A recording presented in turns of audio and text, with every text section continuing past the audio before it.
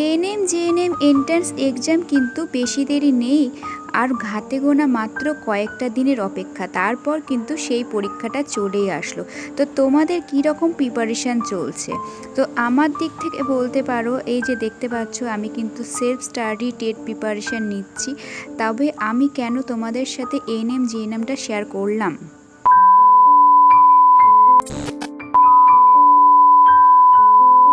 Good morning everyone, তোমরা সবাই কেমন আছো? আশা করছি সবাই খুব ভালো আছো। তো চলে আসলাম নতুন একটি স্টাডি ব্লগ ভিডিও নিয়ে। তো এটা হচ্ছে আমার 3 নম্বর স্টাডি ভিডিও, আর এটা হচ্ছে কিন্তু আমি আজকে হচ্ছে 5 তারিখে ভিডিওটা শ্যুট করেছি। তো দেখতেই পাচ্ছ আমি পড়াশোনা করছি। এবং হ্যাঁ, তোমাদের প্রথমে বলে রাখি যে আমি তোমাদের এএনএম জেএনএম এন্ট্রান্সের বই দেখালাম, এর কারণ কি? হ্যাঁ বন্ধুরা, আমি যখন এটা ফার্স্ট পরীক্ষা যখন হয় তখন কিন্তু আমি একবার দিয়েছিলাম প্রথম। তো দিয়েছিলাম প্রথম, মানে তখন আমি ভাবতে পারিনি যে পরীক্ষা দেবো কি না। মানে পরীক্ষার জাস্ট ফর্মটা ফিল আপ করে দিয়েছিলাম, পড়াশোনা ওরকমই করেছিলাম। তো 1 মাস মতন পড়েছিলাম, তারপর পরীক্ষা দিয়ে চলে এসেছিলাম। আর আমার সিট পড়েছিল কিন্তু বহরমপুরে বিএড কলেজ, হ্যাঁ বহরমপুর বিএড কলেজ, ওইদিকে চার্চের ওইদিকে। তো যাই হোক, তো যাতায়াতের একটু অসুবিধা হয়েছিল আমার, মানে আমি কোনো টোটো পাচ্ছিলাম না। সেদিন টোটোর যা ভাড়া, যেখানে 20 টাকা ভাড়া, সেখানে ভাড়া চাইছে 100 টাকা। মানে ভাবা যায়, মানে ভীষণ পরীক্ষার দিন ভাড়া, এত টোটো ভাড়া এত বেশি নেয় না, মানে বলার বাইরে। যেখানে হয়তো 20 টাকার ভাড়া, সেখানে 150-100 টাকা চেয়ে বসেছিল। তো এই যে দেখতে পাচ্ছ আবার এএনএম জেএনএম এন্ট্রান্সের এক্সামের বই কিন্তু আমি কিনেছিলাম, এবং আমি কিছুটা পড়েও ছিলাম। তারপর কিন্তু আমি আর পরীক্ষা দিইনি। সত্যি কথা, পরীক্ষা দেওয়ার মতন আর আমার মনোযোগ ছিল না। তারপর হচ্ছে ডিএড কলেজে ভর্তি হয়ে গেলাম, তারপরে এই টেট নিয়ে মাতামাতিতে থাকলাম। তারপরে আর এইদিকে আর অত এক্সাম দেওয়াই হয়নি। ওই একবারই আমি এন্ট্রান্স এক্সাম দিয়েছিলাম।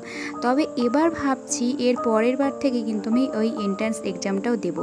তো যখন প্রথমে দিই তখন কিন্তু মা বলছিল, এইসব তুই পারবি? ছোঁচ ফোটানো এই ফোটানো কাজ পারবি? তুই তো আরশোলা দেখলেই ভয় পাস। তো তখন কিন্তু আমি ভাবছিলাম যে আমি কি পারবো? তো যাই হোক, তারপর সাহসিকতার সাহায্যে কিন্তু পরীক্ষাটা আমি দিয়েছিলাম।